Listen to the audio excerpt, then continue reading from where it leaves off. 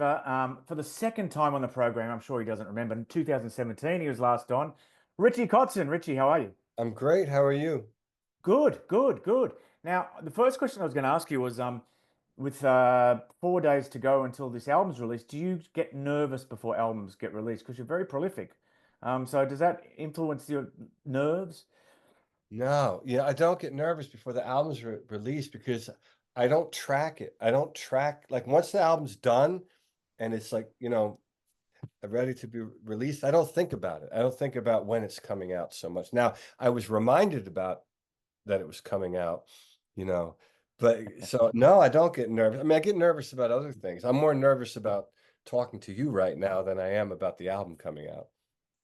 Really? Okay. Nothing to be nervous about. It's 11:30 at night here, so I'm in London. So this will be the last thing I do today. So I think it's me who's got to try to keep things pacey, keep us That's right. keep myself awake. The energy up. Get the energy up. Now, Yeah. yeah, because I guess the follow-up question to that, Richie, is that because you are so independent and so prolific, do you allow yourself to think too much about the reaction that you get for things? Like do you read all the reviews? Do you look at the Ah, comments on social media? Do you check your streams? Are they important things to you? no. Well, yes and no. So I say no to expectations Mm. because the expectations will destroy everything that is beautiful in the artistic process. So Mm. no expectations. They are evil and forbidden. But sometimes when time has passed, a certain amount of time, and a certain level of boredom sets in, I can't help myself but to go down the rabbit hole on YouTube. And every now and then I read a comment or two. Mm. But, like now with this new record, I won't look at any of that, you Mm. know. I don't because I mean, it's a weird thing, like the whole thing with the artist thing, like, I know that I do this because I have to, and I do Mm. it for myself because, that's the only way you can make a decision. And if you look at me, I put a lot of records out in my lifetime, you know, and that's because I'm kind of in a little bit of my own little world where I write my music and I can release it and put it out and then move on to the next and do that. Um, but it's because I'm doing it for myself that I'm able to put out, put the music out. If I was Mm. doing it with an expectation and a preconceived, target or whatever you want to say, I would be a nervous wreck. I wouldn't be able to function properly, you know. Mm. Mm. So I think the key to it is, you do something because you love it, and then it gets to a point where it's like, wow, this is really representing something that I'm connecting with. Let me share it for people, and then you can see what happens at that point. Uh, Mm. Mm. then if it does Mm. well and people say, hey, we really like your new record, we'd like you to come to New York and play for 3 nights in our club. Yeah, okay, great. I'll go do it. You know what I Mm. mean? Mm. But Have you you know, always been like that, or was there a moment where you had to disavow the quest for popularity? Was it a decision that you made at a certain stage where you went, "I'm just going to do what I do," or has it always oh, been the way you've been? okay. So I told a little bit of a story on the last interview, and I don't want to keep repeating the same thing, but I can put light to it. I had done 3 albums. I'll tell this story a little differently to answer your question. I had done 3 albums on an independent label as a Mm. teenager, 18, 19, and the last one came out as I turned 20. Mm. And in that span, my evolution as a recording artist developed, and it turned into a different direction. I started to take singing more seriously, and I started writing songs that featured me as a singer. And I got a major recording contract with Interscope Records, and they moved me to Los Angeles from Philadelphia. And I've been in LA ever since, since Mm. 1990.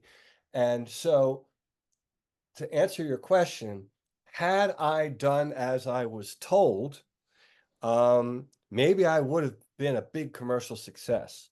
But even then, as a young person, I was very much like set in what I wanted to do. And Mm, so the problem was is that what I wanted to do and what I was set to do was not in line with what they signed me to do. They wanted mm, me to do A, and I wanted to do Z. And mm, so to answer your question, I think, yeah, I think I've always been that way. And I think mm, that is why people say to me sometimes, "Oh, Richie, I love your work. You should be a much bigger name. More people should know who you are." And I can sit back and think, well, I was signed to Interscope and when I was signed to Geffen and when I was blah, blah, blah. I go down the list of all these major positions I've been in. And I can track, oh, well, that didn't work that way because I did this, that, and the other. And then I was subjected to some other music business bullshit that happens to people. But in general, yeah, I've always been like, I want to do my thing the way I envision it. Because if I mm, don't do it that way, then it's not going to be right. It'll be mm, wrong, and I don't mm, want to be mm, wrong, at least not as it relates to me mm, and how I'm presenting myself. So what happened is I feel like once the internet blew up and I could make records without having to be locked into a deal with someone taking money from them, uh, then I really was able to be who I am. So mm. you notice on some of the records like that I put out, like maybe I think that really started to come into play like around when I released Get Up and Into the Black and the Go Faster record and Peace Sign, you know, from there, like that was the point where everything I was doing was pretty much unaffected by any sort of outside, like, what I can and can't do because someone's writing a check or not. We're talking about Black Light, White Noise, which is the new album you've done with Adrian Smith. And there's two things connected to this I wanted to ask you. One was the story about how you got together was that Adrian's wife came up and introduced herself to you when she was out. And I wonder what you remember about that night. Do you, I remember and that also, night vividly. Now, it yeah. wasn't quite that way. She did not approach me. What had happened was my friend and I, uh, we were out running around the town. And I used to go to a very specific place very often called the Whiskey Bar at the Sunset Marquee. And that place was really popular, when I moved to LA. And so I used to go there in the 90s and a little bit into the 2000s. But then I stopped going there for years. And so my friend and I were out one night and we didn't know what to do, and every place we went was boring. And so I said, "Well, let's do a drive-by, to the Sunset Marquee." And so I pulled up, he got out, and he said, "Yeah," he said, "there's a few people outside, so let's stop in." So I left the car and I came in, and we were hanging out, and he started talking to Natalie, and then, I'm pretty quiet. I don't really talk that much when I go out unless I know the person. And so then he starts talking how, oh, I play the guitar, this and that. And she's like, "Oh, I want to hear your music." So he played something on the phone and she thought it was decent. And then she started talking and then she said, "Well, my husband's in a band." Naturally, I said, "Well, what band?" And then it's Iron Maiden. I'm like, ah, because Iron Maiden's one of my favorite bands, right? Yeah. So then she says Adrian, and then I probably dropped my drink.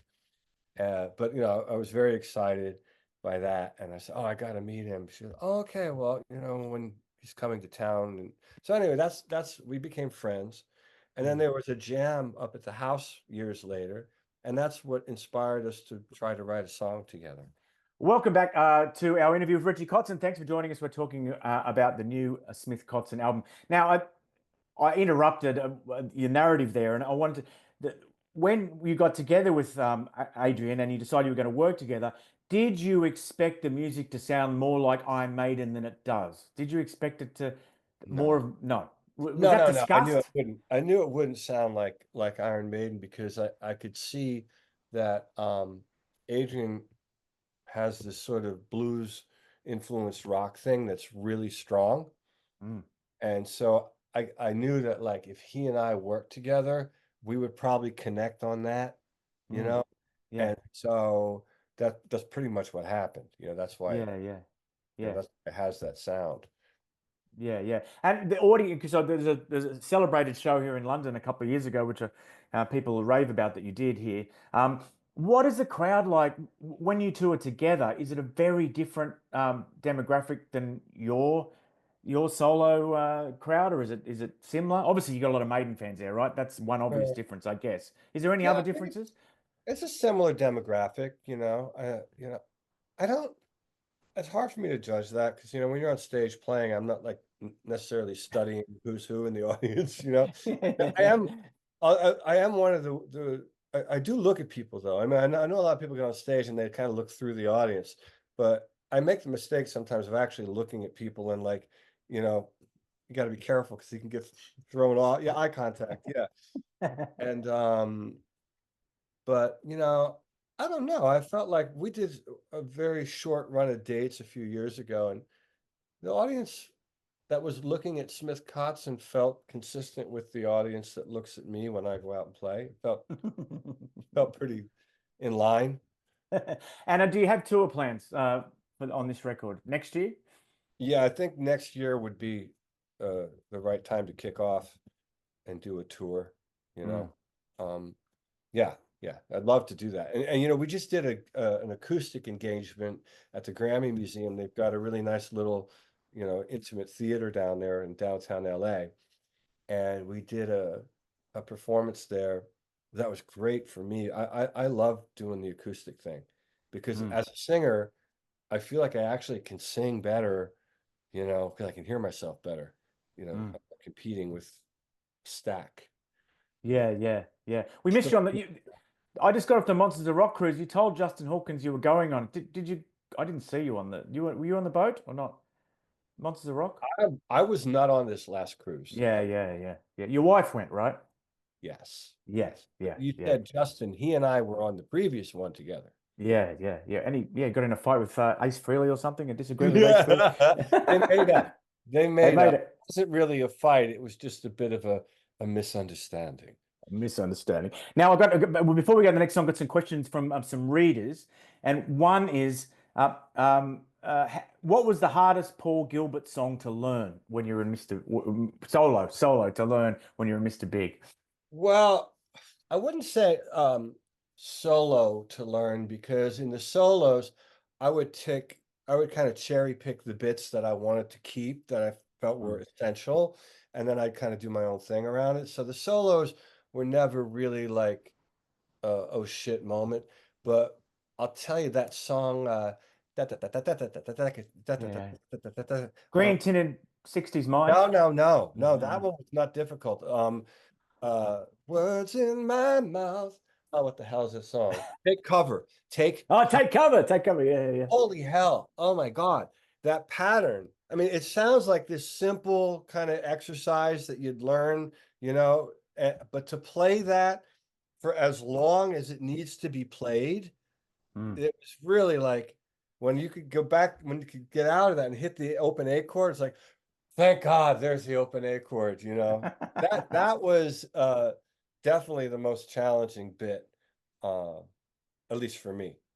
One more question before we go to the song, and it's from Phil, and I believe Phil is a journalist. This is a good journalist question. He says, "Have you come close to joining any other bands that we don't know about?"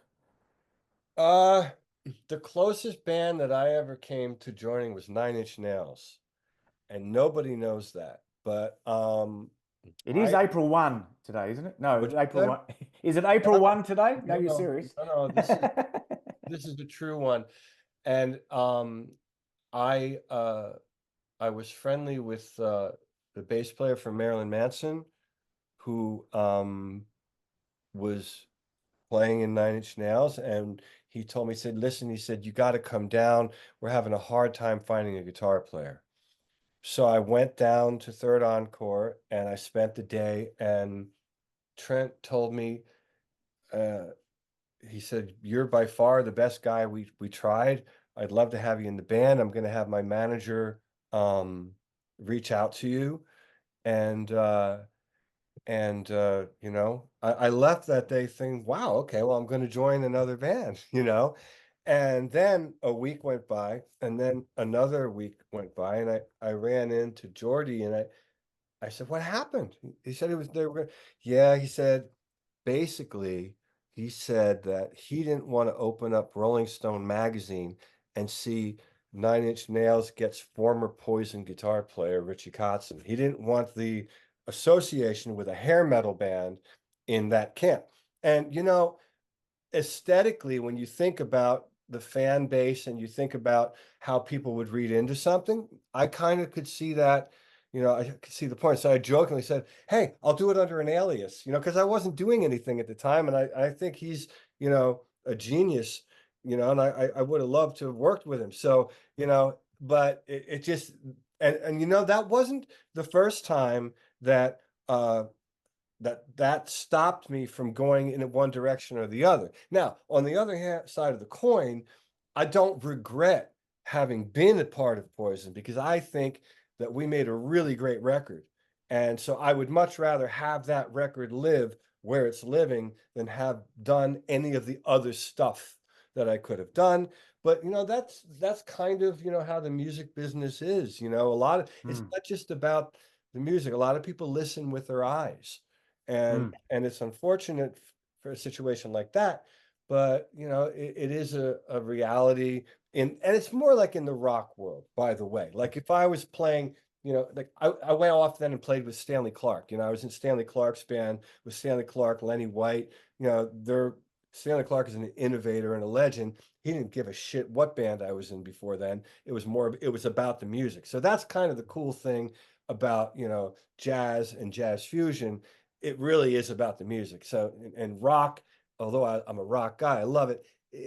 It's not really, as much as they want you to believe it, it's not really about the music. It's about the music and a lot of the other stuff that come along with it. So you just have to kind of put that hat on when you're in that realm. yeah. Yeah.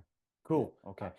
Welcome back to Wildlife Fever, finally part of our interview with Richie Kotzen. I want to thank him for his time. Now, I've got a couple more readers' questions. One is about winery dogs, their future. Could they come to Australia? We've even got a guy who's suggested that Jason Bonham could join the band if Portnoy's not available. Yeah. Wow. So, yeah, thoughts? Well, when we formed that band, we made an agreement, a pact, if you will, that unless it was Billy Sheehan, Mike Portnoy, and myself, that there would be no winery dogs. Mm. And so the only way that the winery dogs would ever perform would be if Billy and Mike and myself decided to get together and play. I um I know Mike is out there with Dream Theater, which is very exciting, and I love that he's doing that. And Billy just finished off a massive Mr. Big tour, and obviously I'm doing what I'm doing. But the door is open, because when we played our last show in Japan, it was very friendly, hugs and high fives and so, the concept of us playing together again is certainly out there, but it's I can't predict the future, obviously. So I don't know. Okay, one more question from a reader, Adam Perry. It's a poison question. He says, "How do you get on with Rikki Rockett these days?" Rikki played a gig last year with my wife Julia, and she played the bass and he played the drums. And I was there, I watched it, and it was fun, it was great. And I saw him and I said hello. And everything's fine, life goes on, and there you have it. Two more things. The interview with Justin Hawkins, it struck me that a lot of people at record companies have been very rude to you over the years, to your Me? face. Well, yeah, you're like guys like you being gas stations now and stuff like this. So what is this? What is this? And throwing tapes across the room. I mean, like it's a weird thing that I think those of us who aren't in the industry just can't get our heads around. That I guess the perception is that everyone else is so nice to you that the people in the record companies have to compensate by being horrible to you. Well, I mean, look, I don't, how do I say this? In those moments, I didn't take offense. Like I'm not like an uh, I'm not a guy that's looking to be offended. I look at a situation with, all right, what can I learn from it? How can I grow from it? And so the bit you're talking about, and I'll never forget that. I was 24. I was in San Francisco. I had, that was, most of my friends were there, and I made I made 3 records up there, and I just got out of Poison, and I made a demo. Now, ultimately, I got signed to Geffen off of this demo, but before I got signed, I took a meeting with a very famous manager up there, and well, I might as well say it was Herbie Herbert, who later we became friends, but back then he didn't really know much about me. And somebody set the meeting up. Me and Atma Nur, who was playing drums with me, show up at Herbie's office, and I mean, he just goes on this crazy rant about, he takes the tape, looks at it, throws it back at me, doesn't listen to it, say, yeah, guys like you, a lot of guys like you are getting jobs at gas stations now, man. That's just the way the business is. The business is changing. And yeah, it's just fucking crazy. I'm like, wow, well, this isn't going well. This guy didn't even listen to the music. So a bit of irony. I drive back down to Los Angeles where I was living, and I'm getting off the freeway, and there was a guy with a sign, homeless guy, and basically I'll paraphrase it, but the expression was, if you do something good for somebody today, it'll come back to you tenfold. So I had a bunch of cash on me because for whatever reason, and so I pull out $100 bill and I handed it to the fella, and he looks surprised and thumbs up. I drive away. A week later, I'm sitting in John Kolodner's office, who's Geffen Records, and he says to me, "I love your music. Let me speak to David over the weekend," which is David Geffen, "and we'll send you a deal memo on Monday." And that's what happened. So it went from the week before I'm in San Francisco, Herbie's throwing the tape at me saying I should probably apply for a job at a gas station. And a week later, I signed a 6-figure recording contract with Geffen. The week after that, I signed another deal with Warner Brothers for publishing. And I'm like, well, this isn't the year that I'm going to be working at the gas station. But then he left, right? John Colodner I left. kicked that Yeah. can down the road until, yeah, then Colodner left. Exactly. Yeah. Yeah. Can I ask you the issue, and we're gonna finish up because I'm sure we're close to running over time. I have But nothing to do, so don't worry about it. all right, okay. Then I'll ask you. I had a couple of other things written down that I'd glossed over, but the other thing I wanted to ask you, you don't use guitar picks. Have you I used do. any good? You do use them, right? Okay. Do you use them Practical. sparingly, or do you go through I just phases? don't take them on the road. Okay, But I okay, did on the last tour because there's one song that I had to play with a pick. okay, Mhm. okay. Do you get a whole bunch of ones so that I you got haven't nothing to? gotten new picks in forever. As a matter of fact, you want to hear something ridiculous? Last year before the tour, I did a warm-up show in LA, and the guitar tech that I had working for me worked for Lamb of God. And I said, "Oh man," I said, uh, "Alan, I don't have any guitar picks. Don't worry," he said, "I got a couple bags. I'll bring them." So I took these picks on Lamb of God guitar picks. And so I'm throwing them out to the audience. People think they're getting a Richie Kotzen pick, and it says Lamb of God on it. And so that's how you know not together I am with that stuff. But whatever. And I was just, I mean, I love Los Angeles, and I've been there in the last sort of 6 months. But I was just going to ask you, what it's like now. I mean, is it subdued? Is it sad? What's the, since the fires, what's it like? Oh, well, yeah, well, it's sad for in that regard. Mm, It's a catastrophe. So that's horrendous. I've lived in Los Angeles for most of my life now. It's a weird thing to hear me say because I'm from Pennsylvania, the Philadelphia area, mm, but I've been here since 1990, 91, right? mm, And before that, I was going to San Francisco a lot. Originally, that's where I thought I was going to move to, but then I ended up here. But I see a lot of people that leave for one reason or the other, but I don't see me as it's like you get really mad and you get really frustrated about things that happen, that involve the city and how mm, things are done. mm, And then you get all fired up like I'm gonna leave and this and that. But then it's like, well, I love where I live, and I love my friends and I love the life that I have here. So I Mm, don't want to leave, and I don't have to leave, mm. I don't have to leave. So uh, that's where it is. So I'm Yeah, happy. yeah. Because when you got there is when that whole, for some people, the party was ending, right? Well, I 1990, didn't come here 1991. for a party, Yeah, I didn't yeah. come here for any of Mm, that. And I mm, never was, I was talking about this the other night with someone. I came here in a very unique way. Whereas some people come here to try to get into the scene, I was moved here by a major record company with major connections. mm, So, I mean, I I remember going to a party at Stevie Nicks's house, and I'm there with a couple people, and she opens the door. We had the same manager at the time, Howard Kaufman. She opens the door and she saw me. She said, "Hey, let me give you a tour of the house." And she gives me a tour of the house. The tour ended in her bedroom. And I was 20 years old, 21 possibly, very young. And in my mind, like I knew who she was, but I wasn't like you know, I was not she not super on my radar, as far as mm. like the music that I listened to.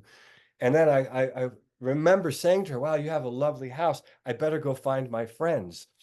But that was the kind, and I have many stories like that, in my first couple of years in LA. But I was kind of I moved here and I was kind of immediately in that kind of a thing. So I was never standing on Sunset Boulevard, with a beer, trying to figure out where the next party was. I was here to work, and then I was Mm. meeting people in that world.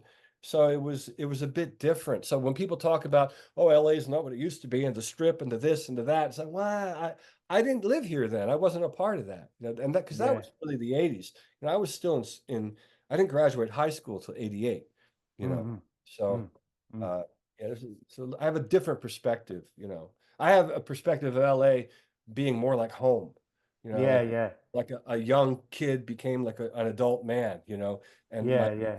my life happened here, as Yeah. opposed to a place that I went to try to make something happen in a certain way and party and this and that.